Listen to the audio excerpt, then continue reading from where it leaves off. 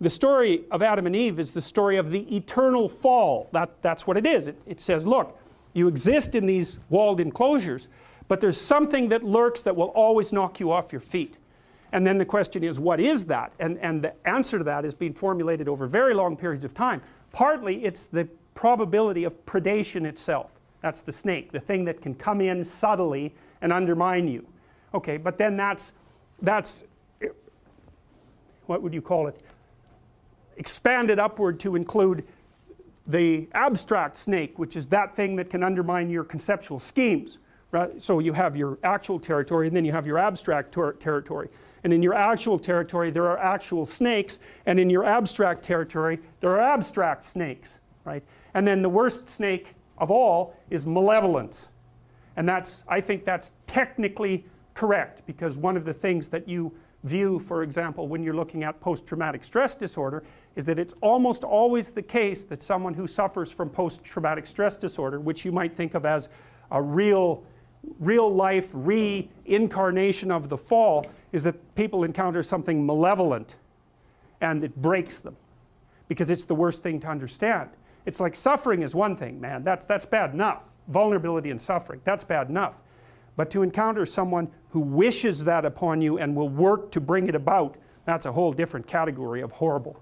Especially when it also reflects something back to you about yourself. Because if someone else can do that to you, and they're human, that means that you partake of the same essence. Strangely enough, that's actually the cure to some degree to post-traumatic stress disorder. Is that, like, if you've been victimized, you're naive and you've been victimized, the way out of that is to no longer be naive and to no longer be victimized. And that means that you see this reflected in the Harry Potter idea, for example, that the reason that Harry Potter can withstand Voldemort is because he's got a piece of him, right? He's been touched by it. And the way that you keep the psychopaths at bay is to develop the inner psychopath so that you know one when you see one.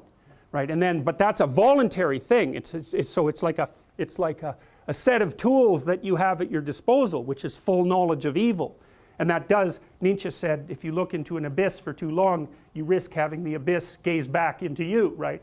The idea is that if you look at something monstrous, you have a tendency to turn into a monster. And people are often very afraid of looking at monstrous things exactly for that reason. And then the question is, well, should you turn into a monster? And the answer to that is, yes, you should. But you should do it voluntarily and not accidentally. And you should do it with the good in mind rather than falling prey to it by possession, essentially, because that's the alternative. And how does it possess you? That's easy.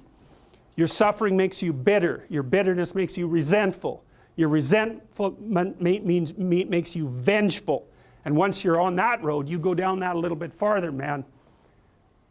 Well, you end up fantasizing in your basement about shooting up the local high school and then killing yourself, right? Because that's sort of the ultimate end of that line of pathological reasoning.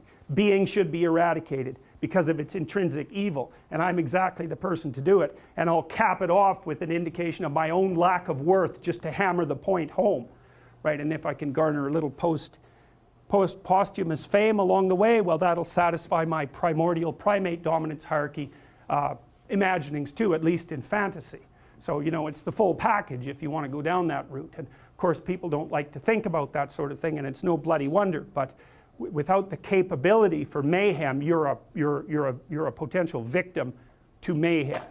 So you need your sword, it should be sheathed, but you need to have it. And it's very frequently the case, if you treat someone with post-traumatic stress disorder, there's two things you have to do. You have to help them develop a very articulated philosophy of evil, because otherwise their brain bothers them over and over and over. Why were you so naive? How did you become victimized? Why were you such a sucker? These are good questions. You don't want to have that happen to you again. You don't want to be exploited twice. Okay, so your eyes have to open up. We know the price of that from the Egyptian myth, right? You come into contact with Seth. What happens? Even if you're a god, you lose an eye. It's no joke, man.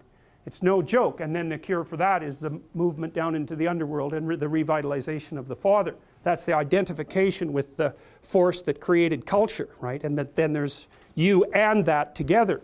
Then you can withstand malevolence. Maybe you can withstand tragedy and malevolence. And then that's the whole secret, right? Because that's what you want in life. You need to be able to withstand tragedy, and you need to be able to withstand malevolence. because those are the forces that are always working against you.